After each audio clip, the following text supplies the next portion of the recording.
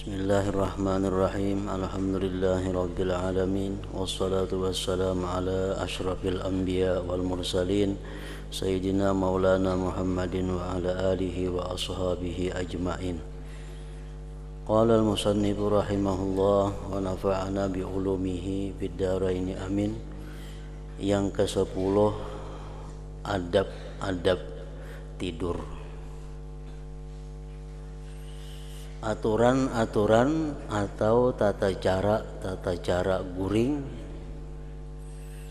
supaya tidur itu bukan menjadi satu sifat kemanusiaan yang mubah, yang dibolehkan, sehingga menjadi tidur itu bernilai dengan nilai ibadah, nilai pahala.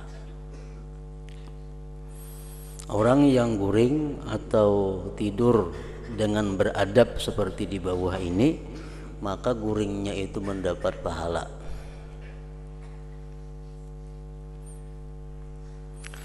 Apabila engkau hendak tidur, maka hamparlah hamparanmu dalam keadaan menghadap kiblat,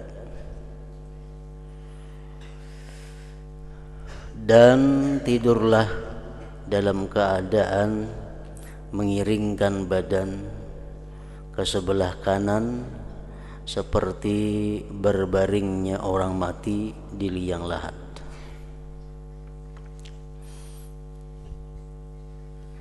Jadi uraklah tikar, tilam menghadap kiblat. Kan kiblat di situ. Kiblat di situ. Jadi kita mengurak bahalang kayak ini. Nah, urak tikar bahalang. Kalau kita berabah bahiring, muha kita menghadap kiblat. Berarti muha kita menghadap kiblat. Bagian awak yang sebelah kanan ini nang ditilam.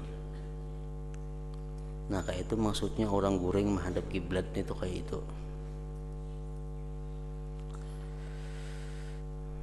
Jadi bukan kayak kita sembahyang mempar sajadah kayak itu.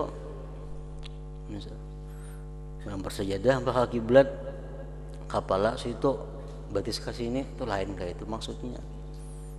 Itu meninjak kiblat ngarannya.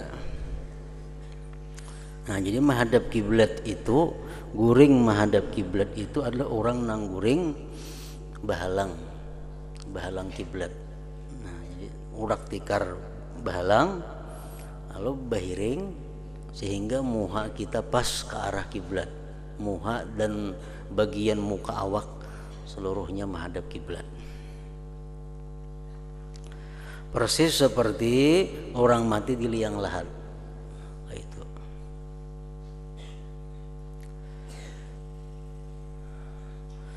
Dan ketahuilah bahwasanya tidur itu seumpama mati, dan bangkit daripada tidur itu seumpama bangkit daripada kubur pada hari kiamat nanti. Makanya kita hendak guring disuruh membaca antara lain Bismikallahumma ahya wa amut. Dengan nama engkau ya Allah, aku hidup dan aku mati. Jadi seolah-olah guring itu kita mati. Nah, kayaknya waktu kita bangun guring disuruh membaca Alhamdulillahilladzi ahyani ba'dama amatani wa ilaihin nusyur. Alhamdulillahilladzi ahyani, yang menghidupkan aku sesudah mematikan aku. Nah, seolah-olah guring tadi mati dan bangkit daripada guring itu dianggap hidup kembali.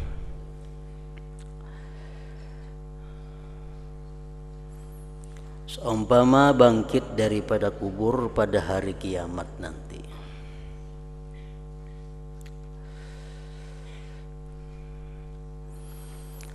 Siapa tahu barangkali ruhmu dicabut oleh Allah Ta'ala ketika engkau tidur pada suatu malam.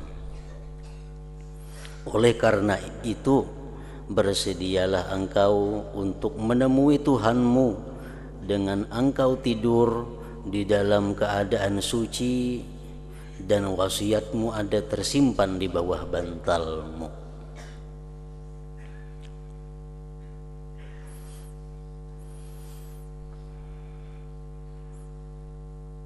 Jadi salah satu yang membawa kepada husnul khatimah, mati dalam keadaan beriman, adalah orang yang membiasakan berzikir sebelum inya guring. Inya kada bisa, kada hendak guring itu pasti berzikir dahulu. Sekurang-kurangnya zikir hendak guring bismikallahumma ahya wa amut, sekurang-kurangnya. Belah hendak guringnya nih berzikir, hendak guring berzikir. Nah, orang yang membiasakan seperti itu dibalas Tuhan karena hendak mati pun dia berzikir. Karena guring itu adalah akhul maut dan sanaknya mati. Nah, hendaknya inya guring itu kalau waktu guring itu dicabut Allah rohnya, jadi hendaknya waktu guring, sebelum guring itu suci. Jadi mati dalam keadaan suci. Dan wasiatmu ada tersimpan di bawah bantalmu. Artinya kada itu wasiatmu tersimpan di bawah bantalmu, artinya bahwa wasiat itu ada. Kada pas saja anak di bawah bantal, anak guring andak di bawah bantal lah wasiat kada. Pokoknya wasiat itu ada, walaupun di lemari andaknya atau di meja andaknya kada jadi masalah. Yang penting wasiat itu ada. Wasiat nang apa? Kita disuruh hendak guring tuh berwasiat. Wasiat nang apa? Yang penting, yang utama wasiat kalau ada kita hutang piutang. Jadi mesti tahu orang yang kita tinggalkan ini, anak kita atau bini atau siapa, mesti tahu keadaan kita. Jadi dalam wasiat itu ada tertulis, misal aku hutang lawan si fulan ada sekian, aku hutang lawan si fulan ada sekian, si fulan berhutang lawan aku ada sekian, si fulan ada berhutang. Nah, yang kedua yang perlu diwasiatkan adalah harta benda di dalam rumah itu, nang mana nang ampun seorang, nang mana nang titipan orang. Nah, kita beritahu dengan wasiat bahwa sepeda motor itu adalah titipan Fulan bin Fulan kepadaku. Barang ini barang titipan si Fulan bin Fulan kepadaku. Barang ini barang injaman dari Fulan. Nah, jadi begitu kita mati dalam keadaan jelas. Nang ditinggalkan nyaman, maatarakan ke situ kamari, hutang piutang dibirisakan. Nah, itu gunanya wasiatmu ada tersimpan di bawah bantalmu. Hendaklah engkau tidur di dalam keadaan bertobat kepada Allah daripada segala dosa dan meminta ampun daripada segala kesalahan, dan dalam keadaan engkau berazam bahwa engkau tidak akan mengulangi lagi sebarang kemaksiatan yang pernah engkau kerjakan, dan berazamlah untuk membuat kebaikan kepada seluruh orang Islam jikalau Allah membangkitkan engkau pada pagi besok.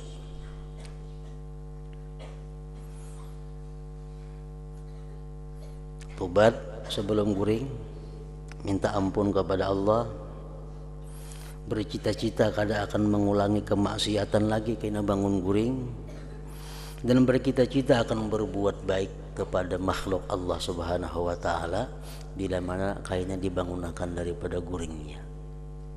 Nah, jadi 4 hal itu nang diniatkan oleh hati. Ini keempat-empatnya adalah pekerjaan hati. Keempat-empatnya pekerjaan hati. Bertobat kepada Allah, minta ampun kepada Allah, berniat untuk tidak melakukan dosa karena waktu imbah bangun guring, dan yang keempat berniat untuk berbuat baik kepada makhluk Allah begitu bangun guringnya. Ditambah lagi, hendaklah engkau ingat bahwasanya pada suatu masa nanti jasadmu akan terbujur sejuk, terbujur dingin di liang lahat. Engkau akan tinggal di sana di liang lahat bersendirian, tiada siapa yang bersama denganmu kecuali hanya amalanmu. Dan tiada yang berfaedah di kala itu kecuali hanya usahamu.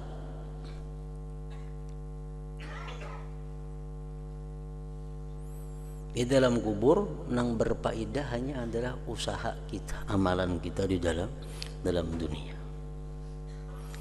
Dan janganlah engkau merangsang nafsumu untuk tidur lebih awal dengan mempersiapkan hamparan yang empuk-empuk, karena tidur adalah mengusungkan bagi makna kehidupan. Artinya urusan guring ini jangan terlalu dipersiapkan sedemikian rupa dengan mesti hamparan yang empuk.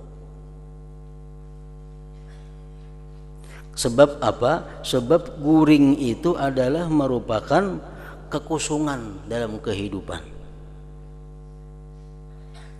Kecuali apabila engkau melihat bahwa jagamu itu merusak akan agamamu, maka ketika itu tidurmu adalah lebih selamat bagi agamamu. Kecuali kita bila bangun hingga dosa, bila bangun guring pasti dosa digawe, karena kalau kadang gawe dosa. Nah kalau kayak itu baik guring, guring. Kecuali apabila engkau melihat bahwa jagamu itu merusak akan agamamu. Nyamun kada guring kada kau menahan diri dari maksiat. Nah maka ketika itu tidurmu adalah lebih selamat bagi agamamu. Dan ketahuilah bahwasanya siang dan malam itu hanya 24 jam saja. Maka janganlah engkau tidur pada waktu siang atau malam lebih daripada 8 jam.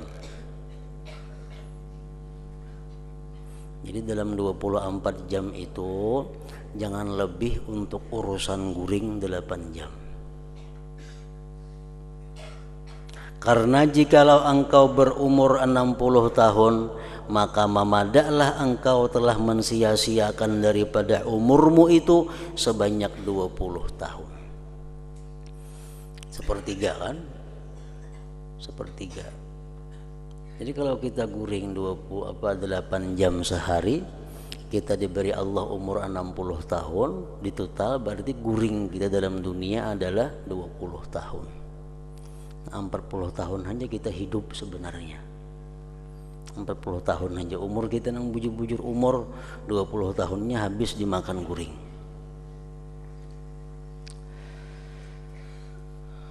Yaitu sepertiga daripada umurmu.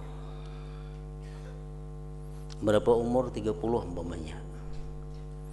Umur 30 tahun. Sedangkan ini guring rata-rata sehari 8 jam. Nah, total 8 jam sehari kali 30 tahun berapa? 20 tahun kalau tuh. Nah, jadi umurnya 20 tahun aja sebujurannya, 10 tahunnya guring.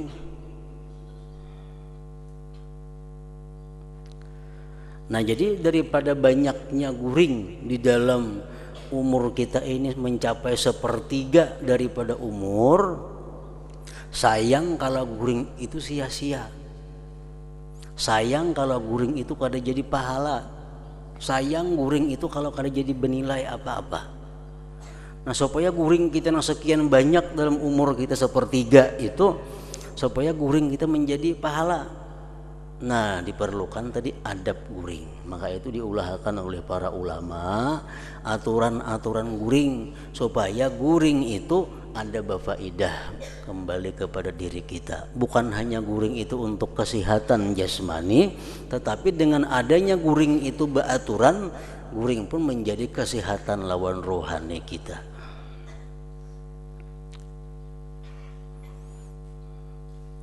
Sebelum engkau tidur hendaklah engkau persiapkan miswakmu, alat bersiwak seperti apa itu brus gigi kah dan seumpamanya.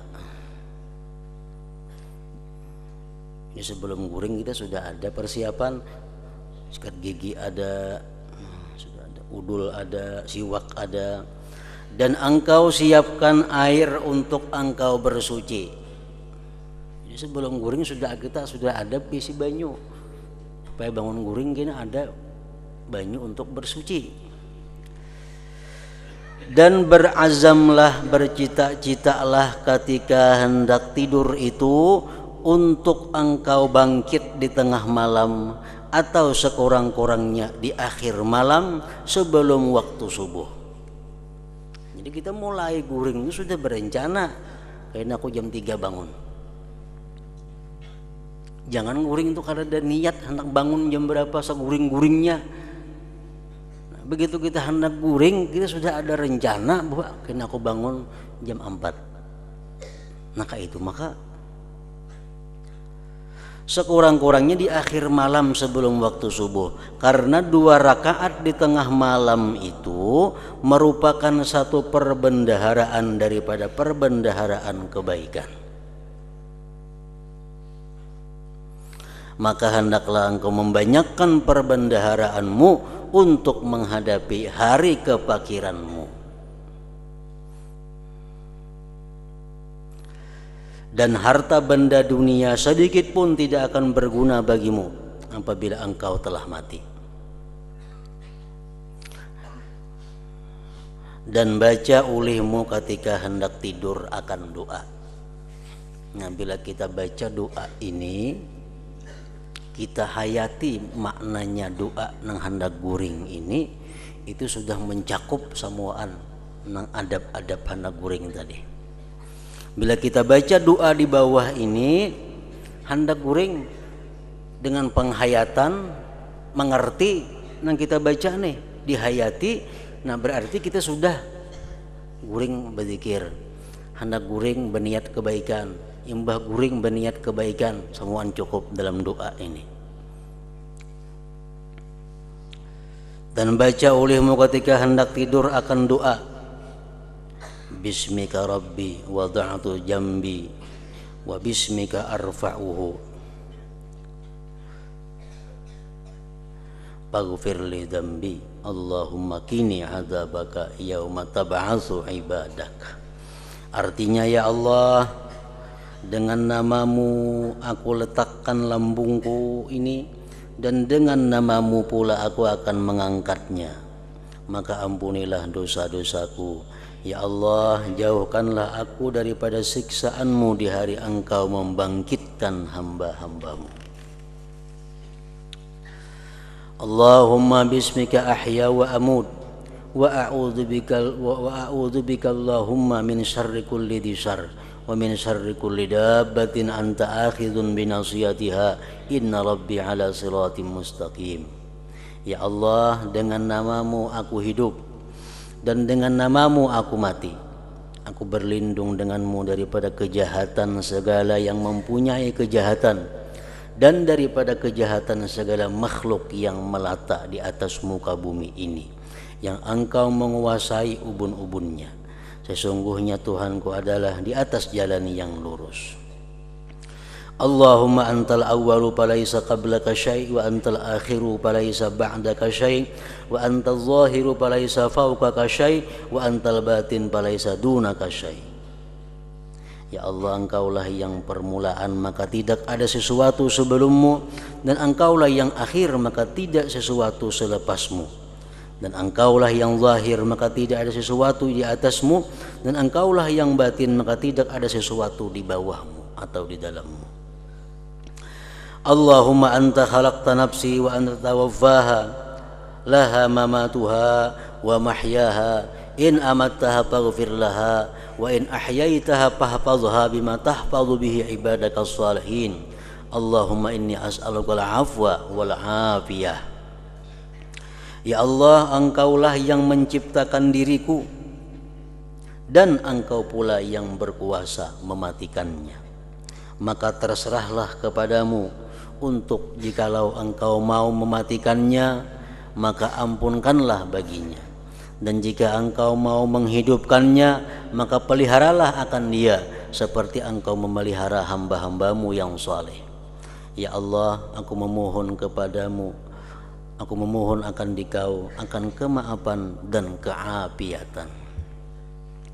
Allahumma ayqizni bi ahabbis sa'at ilaika wasta'milni bi ahabbil a'mal ilaika hatta tuqarribani ilaika zulfa wa tub'idani an sakhatika bu'da. As'aluka fatu'tiyani wa astaghfiruka fataghfirali wa ad'uka fatastajiba li. Ya Allah, kejutkanlah, bangunkanlah artinya. Bangunkanlah aku daripada guring ini pada sebaik-baik masa kepadamu. Dan pergunakanlah diriku pada sebaik-baik amalan di sisimu, sehingga Engkau hampirkan aku kepadamu dan Engkau jauhkan aku daripada kemarahanmu. Ya Allah, aku meminta akan Dikau, maka Engkau memberi akan daku. Dan aku meminta ampun akan Dikau, maka Engkau pun mengampuni akan dosa-dosaku. Dan aku berdoa akan Dikau, maka Engkau perkenankan segala doaku. Nah, ingat situ doanya. Setelah itu hendaklah engkau membaca ayatul kursi dan amanar rasul sampai ke akhir surah Baqarah dan suratul Ikhlas dan surah Qul a'udzu birabbil falaq dan surah Qul a'udzu birabbin nas dan surat Tabarakalladzi biyadihil mulku. Tabarak, amunnya belum terbaca Mbah Maghrib atau Mbah Isa yang sudah dibaca kada usah lagi tabarak. Dan surah Tabarakalladzi biyadihil mulku. Dan berusahalah supaya engkau tertidur di dalam keadaan berzikir dan dalam keadaan suci daripada hadas dan najis. Maka siapa yang mengerjakan yang demikian itu, niscaya naik ruhnya ke atas aras dan akan ditulis seperti orang yang bersembahyang sampai masa ia bangun daripada tidur itu.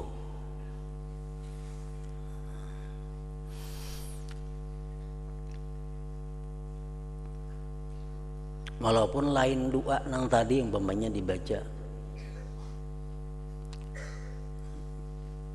misalnya sudah kehendakan guring kan panjang doanya nang tadi berabah. Yang penting suci tempat, suci badan daripada najis dan suci daripada hadas. Berabah bismikallahumma ahya wa amut jaringan guringan ini langsung. Nah itu sudah guring dalam keadaan zikir ngarannya. Amunnya kada guring ditambahnya lagi dengan bacaan-bacaan tadi pulang, kalau dibacanya ayatul kursi, dibacanya amanar rasul, dibacanya qul huwallahu ahad, qul a'udzu birabbil falaq, qul a'udzu birabbin nas, hanyarnya ta guringan maginnya lagi. Nah ini guring misal guringnya 8 jam atau guringnya 7 jam 6 jam, selama itu ditulis Allah sebagai orang yang selalu sembahyang, selalu beribadah kepada Allah Subhanahu wa taala. Nah jadi ibadah yang paling nyaman sebenarnya guring itu. Guring-guring pahala dapat, modalnya kadal apa? Modalnya kadal apa? Baudu satu mat, tontong baudu, babacaan, berabah. Nah. guring ditulis sembahyang nang banyak benar sampai bangunan. Dan waktu inya guring itu rohnya itu berhadapan langsung dengan arasnya Allah Subhanahu wa ta'ala. Rohnya itu kada terdinding untuk melihat aras Allah. Nah, sehingga mimpi-mimpi yang ada di dalam guringnya itu akan bisa bernilai sesuatu. Mimpi-mimpi yang didapat dalam guring itu akan menjadi sesuatu yang bisa ditakwilkan, ditakbirkan. Karena mimpinya mimpi yang benar. Mimpi guring dalam keadaan suci. Nah, kalau orang guring dalam keadaan najis atau guring dalam keadaan hadas, itu rohnya kada akan bisa berhadapan dengan aras Allah. Sehingga kalau mimpi-mimpi didapat dalam guring, itu hanya mimpi-mimpi daripada syaitan. Kada ada ta'wilnya, kada ada ta'birnya, bukan berupa ilham itu ngarannya. Nah, bila mana kita guring dalam keadaan baik tadi, kita bermimpi, itu bisa jadi ilham lawan kita.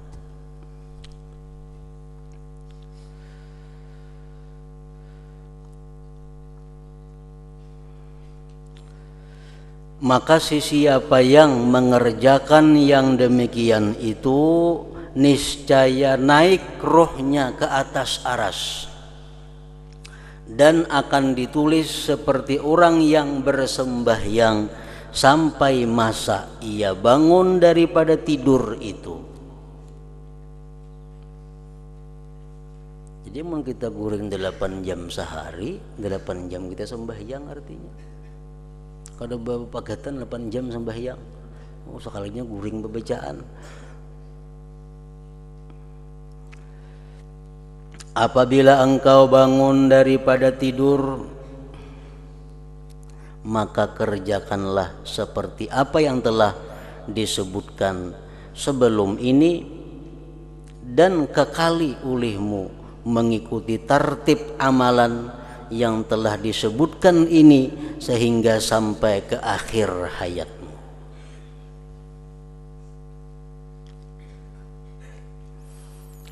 Dan apabila engkau merasa payah untuk mengakali tertib amalan-amalan ini, pokoknya kita merasa asa kangalihan menuruti petunjuk di sini, asa kangalihan menuruti aturan guring ini, aturan guring, aturan bangun guring.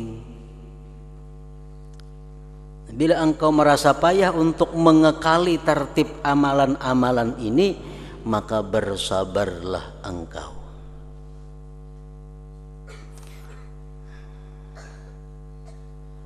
Tahani artinya payahnya itu. Arti sabar itu tahani, bukan kada manggawi sama sekali. Maka bersabarlah engkau seperti sabarnya orang yang sakit menelan obat yang pahit. Orang yang garing tuh, dia sudah sakit, awak sakit, disuruh makan obat yang pahit-pahit, pulang disuntik di macam-macam. Sabar aja inya. Sabar, kenapa sabar? Karena untuk sihat. Nah, begitu juga kita payahnya melaksanakan aturan-aturan ini mesti dihadapi dengan kesabaran.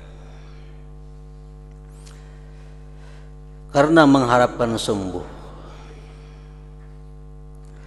Dan renungkanlah betapa pendeknya umurmu, dan renungkanlah betapa pendeknya umurmu, walaupun engkau terpaksa hidup dalam keadaan susah selama 100 tahun, maka itu adalah masa yang singkat bila dibanding dengan kehidupanmu yang kekal abadi di negeri akhirat kelak. Orang dalam dunia ini susah 100 tahun. Susah payah 100 tahun. Itu masih dianggap pendek, masih dianggap satu mat apabila dibanding dengan kehidupan akhirat.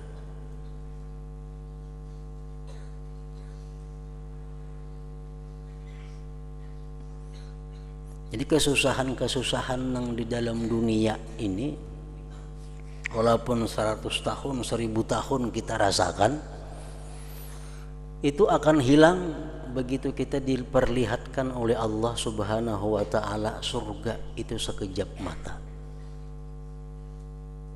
Nah, begitu pula kebahagiaan, kesenangan dunia yang dinikmati ratusan tahun itu akan hilang kalau kita dimasukkan Allah ke dalam neraka sekejap mata.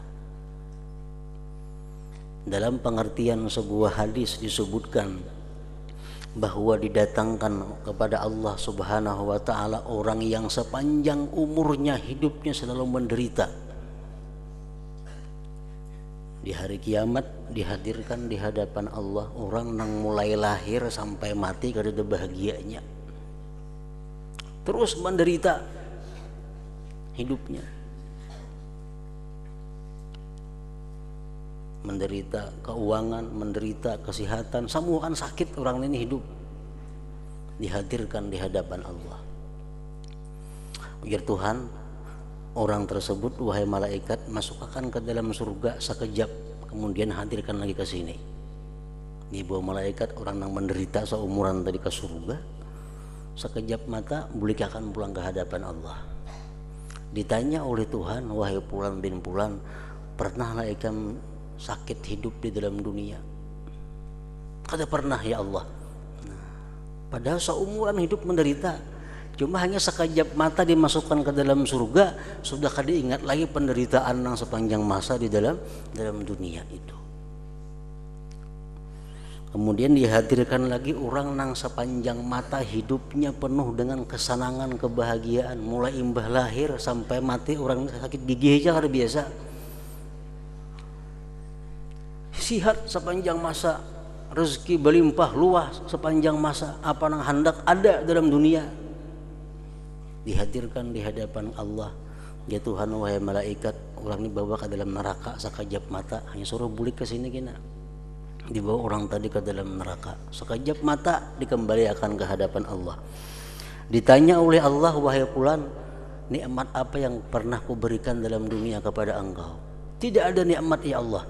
Nah, padahal sepanjang masa hidupnya nikmat, tapi karena sekejap mata dimasukkan ke dalam neraka, sudah hilang nikmat 60-an tahun dirasakan di dalam dunia itu. Nah, jadi artinya apa? Hadis itu menunjukkan kepada kita bahwa kesusahan yang dalam dunia ini sedikit dibanding dengan kesusahan akhirat, dan kebahagiaan dalam dunia ini pun ada apa-apanya jika dibanding dengan kebahagiaan akhirat. Sehari akhirat itu ada yang mengatakan berapa? Firman Tuhan 500 tahun, ada mengatakan 50 tahun. Jadi sehari di akhirat itu lawasnya sama lawan 500 tahun atau 50 tahun dalam dunia. Sehari aja itu hari akhirat panjangnya. Nah, jadi bila mana kita kesusahan dalam mengamalkan amalan seperti ini, bersabar, artinya tahani kesusahan itu, tahani. Karena kehidupan di dalam dunia ini pendek jika dibanding dengan kehidupan akhirat. Dan engkau pikirkan betapa engkau boleh sabar di dunia ini, menahan derita dan kesusahan serta kehinaan berbulan-bulan bahkan bertahun-tahun karena hanya menghendaki kerihatan, kebahagiaan 20 tahun misalnya.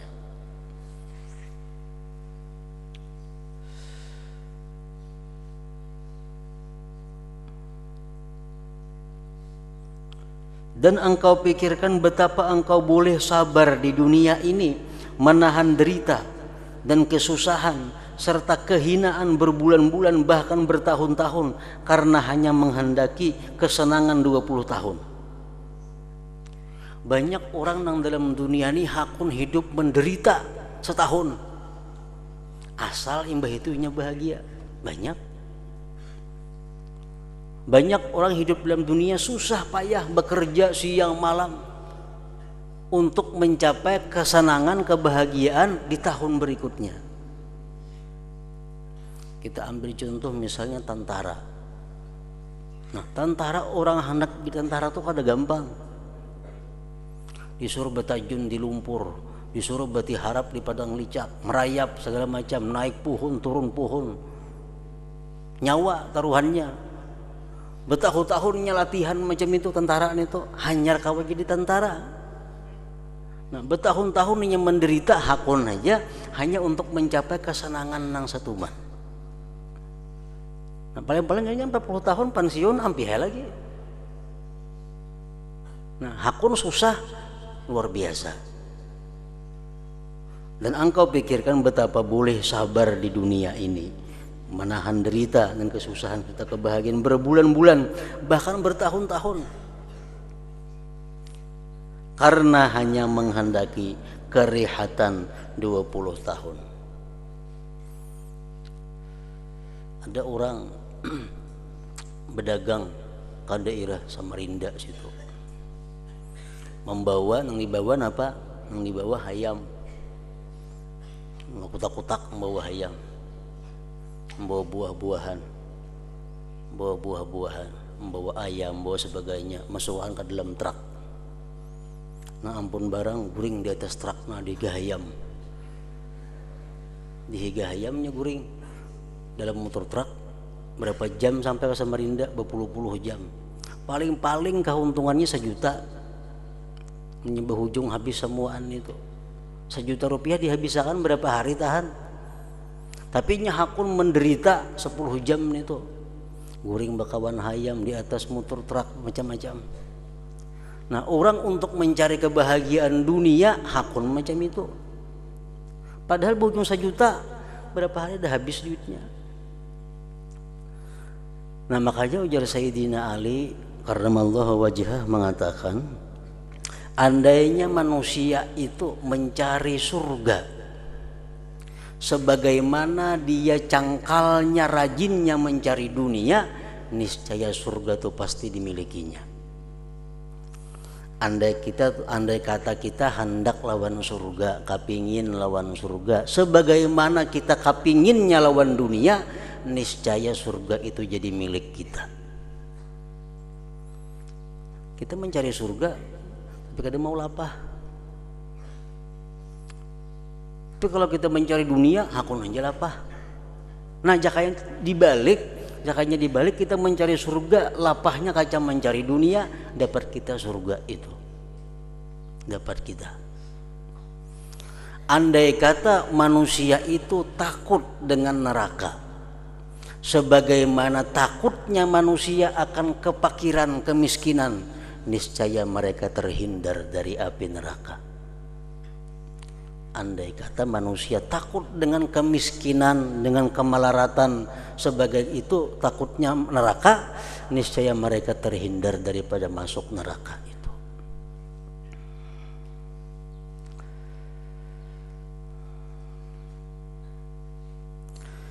Betapa engkau tidak sabar, maka betapa engkau tidak sabar menahan sedikit kesusahan yang akan menghasilkan kebahagiaan yang abadi yang tiada ada kesudahannya itu. Jadi kesusahan dalam kehidupan ini, baik mengerjakan urusan akhirat atau mengerjakan urusan dunia, itu kesusahan itu hanya pemulaannya. Pemulaannya yang susah itu. Bila sudah tak biasa, maka hilanglah kesusahan itu. Sebagaimana perkataan orang ahli hikmah, idza hasalatil ulfatu zalatil ulfatu. Bila sudah hasil ulfah, bila sudah hasil kejinakan, hilanglah susah payah itu. Mengapa saja baik urusan dunia, baik urusan akhirat, selama kita belum terbiasa pasti susah. Maaturnya itu. Tapi kalau sudah terbiasa, hilang kesusahan itu. Berapa kali kita supaya jadi orang terbiasa itu? Nah ujar para ulama mengatakan 40 kali dulu kita gawi untuk menghilangkan kesusahan. Kita guring baaturan, bangun guring baaturan. Nah selama ini kita kada baaturan, guring seguringnya, bangun sebangunnya, guring beuduk, tati lanjang. Kenapa? Ada tahu kisahnya. Nah, kada baaturan bangun guring kada baaturan juga. Kita mulai dengan guring bertartib seperti tadi supaya guring kita berpahala. Guring kita nih guring kawan sembahyang. Kita guring kawan sembahyang, bangunnya sama pahalanya. Kan nyaman toh, kita guring dapat pahala orang sembahyang. Nah, guring beraturan itu kita membiasakan 40 hari. Bila 40 hari kita lulus, nah berikutnya akan jadi mudah. Kenapa dipasang angka 40 itu? Karena itu kejadian manusia. Manusia diciptakan daripada mani 40 hari. Mani berpindah kepada segumpal darah 40 hari. Berpindah kepada segumpal daging 40 hari. Nah, jadi 40 hari itu angka kejadian manusia. Bila kita kau mengamalkan apa aja 40, insya Allah selanjutnya mudah. Dan banyak 40 menjadi angka di dalam agama kita. Orang sembahyang di Masjid Nabawi 40 waktu berjamaah dapat fadilat ini. Betul. Orang sembahyang berjamaah 40 hari berturut-turut akan terbebas dari neraka dan kemunafikan. Banyak angka 40 itu karena itu kejadian manusia. Nah, jadi untuk melatih satu ibadah diperlukan sekurang-kurangnya 40 kali. Bila 40 kali pertama ini kada mampan juga, ambil 40 kali yang kedua. 40 kali kedua masih rasa susah, ambil 40 kali yang ketiga, itu pasti berhasil. Pasti berhasil. Karena manusia 40 hari dari mani, 40 hari darah, 40 hari daging. Jadi seberat-beratnya 3 kali 40. Tapi kebiasaannya 40 pertama gini sudah akan mendapat kemudahan dalam membiasakan perbuatan-perbuatan yang baik itu. Nah, ke situ. Dan janganlah engkau panjangkan angan-angan.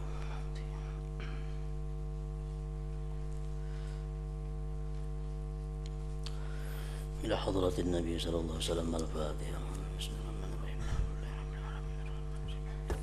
إياك نعبد وإياك نستعين اهدنا الصراط المستقيم